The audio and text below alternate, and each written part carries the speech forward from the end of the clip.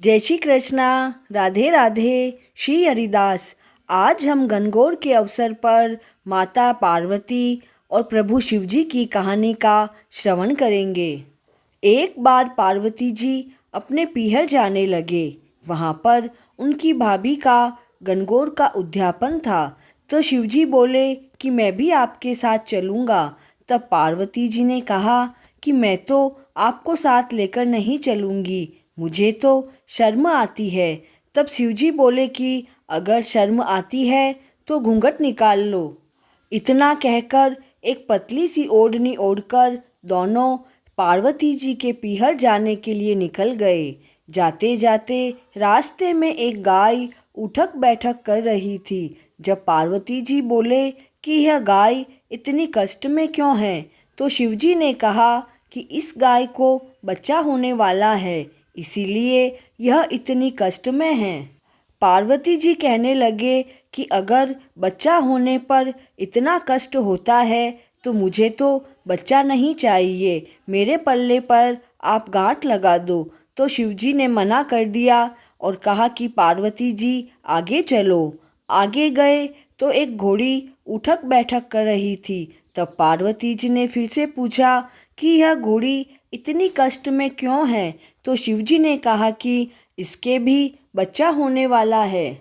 इतना सुनकर पार्वती जी ने कहा कि प्रभु आप तो मेरे पल्ले पर गांठ बांध दो, मुझे तो बच्चे नहीं चाहिए। शिवजी बोले कि पार्वती जी आगे चलो। एक राजा की नगरी में गए तो वहाँ क्या देखा कि राजा की नगरी के सभी लोग उदास बैठे थे और ढोल बाजे सभी उल्टे पड़े हुए थे। भगवान शिव से माता पार्वती जी ने पूछा कि यह सारी नगरी इतनी उदास क्यों है, तो शिवजी बोले कि रानी के बच्चा होने वाला है और वह अभी कष्ट में है, इसी कारण से सारी नगरी उदास है। पार्वती जी ने कहा कि महाराज बच्चा होने पर इतना कष्ट देखना पड़ता है, तो मुझे तो बच्चा नहीं चाहिए, आप तो गांठ लगा दो मेरे पल्ले पर। लेकिन शिवजी ने तो गांठ नहीं लगाई और आगे चलने लगे। अब तो माता पार्वती हट पर अड़ गई और कहा कि अगर आप गांठ नहीं लगाओगे तो मैं तो आगे नहीं चलूँगी। तो शिवजी ने गांठ लगा दी और दोनों माता पार्वती के पीहर पहुँच गए। वहाँ सारी औरतें पूजा कर रही थी। वे सब कहने लगी कि शिवजी और पार्वती जी आ गए, चलो पूजा करें। सभी पार्वती जी की पूजा करने लगी। इधर शिवजी को भोजन परोसा गया तो सभी सालियाँ शिवजी के जीमते समय सभी शिवजी से मजाक करने लगी। तो शिवजी ने तो पूरा का पूरा भोजन ही जीम लिया और बचा हुआ नंदीश्वर के लिए ले लिया और फिर पीपल के पेड़ के नीचे जाकर बैठ गए। अब तो पार्वती जी को भी भूख लगने लगी और पार्वती जी माँ से बोली कि माँ मुझे भूख लग रही है। तो माँ ने कहा कि बेटी पूरा भोजन तो शिवजी ही जिम गए। तो पार्वती जी ने सूखे बथुए की रोटी खा ली और एक लोटा पानी पीकर अपने पीहर से विदा होकर जहाँ शिवजी पीपल के वृक्ष के नीचे बैठे थे वहीं जाकर बैठ गई। तब शिवजी ने पार्वती जी से पूछा कि पार्वती जी आपने क्या जीमा? तो पार्वती जी ने कहा कि प्रभु आपने जो जीमा वही मैंने जीमा। तो शिवजी कहने लगे कि नहीं नहीं पार्वती जी तुम सच बोलो। तो पार्वती जी कहने लगे कि महाराज मैं झूठ क्यों बोलूँगी, आपने जो जीमा वही मैं जीम कर आई हूँ। थोड़ी देर पश्चात पार्वती जी को नींद आ गई। तब शिवजी ने पार्वती जी की पेट का ढक्कन खोलकर देखा तो सूखी बथुए की रोटी और पानी पेट में भरा हुआ था। पार्वती जी की नींद खुली। तब शिवजी ने कहा कि रानी क्या जीम कर आए हो? तब तो पार्वती जी कहने लगी कि प्रभु आप तो मेरे पीछे ही पड़ गए कि क्या जीम कर आई हो, यह तो है कि जो आपने जीमा वही मैंने जीमा है। तो शिवजी ने कहा कि पार्वती जी मैंने आपके पेट की ढकनी खोलकर देखी थी, उसमें तो सूखे बथुए की रोटी और पानी भरा हुआ नजर आया। तो पार्वती जी ने शिवजी महाराज से कहा कि प्रभु खबरदार है, आज तो आपने मेरी ढकनी खोली है। आगे से किसी भी औरत की पेट की ढकनी कभी नहीं खुलनी चाहिए। किसी का पीहर गरीब होता है और किसी का अमीर होता है। पीहर की बात ससुराल में और ससुराल की बात पीहर में कभी नहीं करनी चाहिए। इसी दिन से सभी के पेट की ढकनी बंद हो गई। आगे चलकर शिवजी महाराज और पार्वती जी एक गांव में पहुँचे। गांव की सभी औरतें पार्वती जी व शिवजी की पूजा करने आई। तो पार्वती जी बोली कि महाराज, इनको मैं क्या दूं? तब शिवजी ने कंकु घोलकर पार्वती जी को दिया और कहा कि आपके पास तो अमर सुहाग है, सो सबको खूब सुहाग बांटो। तो पार्वती जी ने तो खूब भर भर कर सुहाग बांटा और सारा कंकु खत्म कर दिया। तब शिवजी ने कहा कि हे पार्वती जी, यह क्या किया?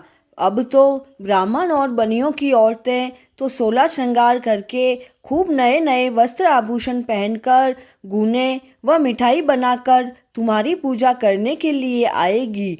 तुम उन्हें क्या बांटोगे?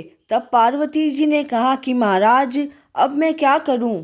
तो शिवजी ने कहा कि पार्वती जी, आपकी चीटी अंगुली में चीरा लगाओ और उसका छींटा सभी के दे देना।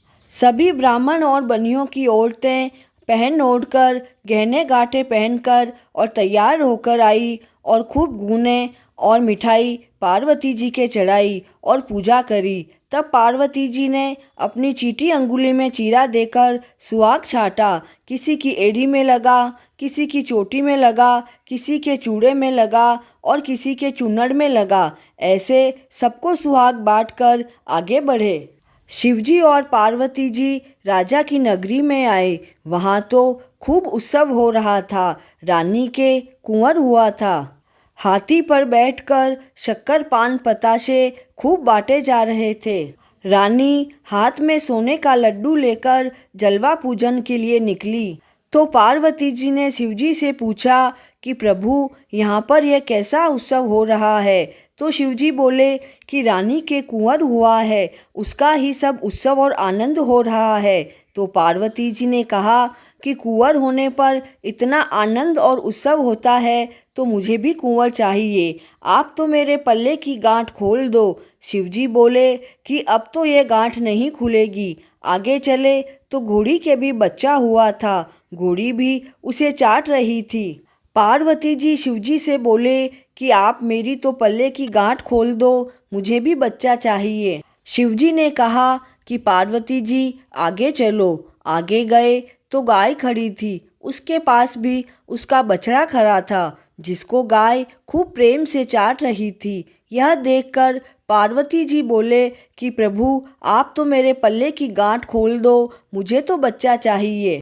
तब शिवजी बोले कि आगे चलो। ऐसा करते करते दोनों कैलाश पर्वत पहुंच गए। लेकिन शिवजी ने तो गांठ नहीं खोली और शिवजी 12 वर्षों के लिए वन में तपस्या करने के लिए चले गए। एक दिन पार्वती माता बहुत उदास बैठी थी। बैठे बैठे अपने शरीर से मैल का एक पुतला बनाया और उसमें अमृत का छींटा दिया। छींटा डालते ही कुंवर जिंदा हो गया। एक दिन पार्वती जी नहाने बैठे और कुंवर को दरवाजे के बाहर बिठाया और कहा कि किसी को भी अंदर मत आने देना। ऐसा कहकर पार्वती जी नहाने गए। इधर शिवजी की तपस्या पूरी हो गई और वे घर आए तो कुंवर बोला कि मेरी माँ तो नहाने गई है, आप अंदर मत जाओ। तो शिवजी ने उस कुंवर से पूछा कि तेरी माँ कौन है? लड़का बोला कि मेरी माँ तो पार्वती जी है। यह सुनकर शिवजी को तो बड़ा क्रोध आ गया और मन में सोचने लगे कि मैं तो 12 वर्षों से तपस्या करने गया था, यह कुंवर कैसा हुआ? ऐसा कहकर शिवजी ने तो उस कुंवर की गर्दन काट दी और अंदर चले गए। शिवजी को अंदर आया हुआ देखकर पार्वती जी बोले कि मैंने तो बाहर कुंवर को बिठाया था, आप अंदर कैसे आए? तो शिवजी ने कहा कि आपके लड़का कब हुआ? तो पार्वती जी ने सारी बात बताई। तब शिवजी ने कहा कि मैं तो उसकी गर्दन काट कर अंदर आया हूँ। यह सुनकर माता पार्वती जी तो बहुत विलाप करने लगी। तो शिवजी ने दूत भेजे कि कोई भी माँ अपने बच्चे के पीठ देकर सोई हो उसकी गर्दन काट कर ले आओ। दूत सभी जगह घूमे लेकिन उन्हें कोई दिखाई नहीं दिया। सिर्फ एक हथनी अपने बच्चे से पीठ देकर सोई थी। तब उसकी गर्दन काट कर ले आए और कुंवर के लगा दी। अमृत के छींटे से कुंवर जिंदे हो गए। कुंवर को देखकर पार्वती जी कहने लगे कि महाराज मेरे लड़के को तो सब चिढ़ाएंगे।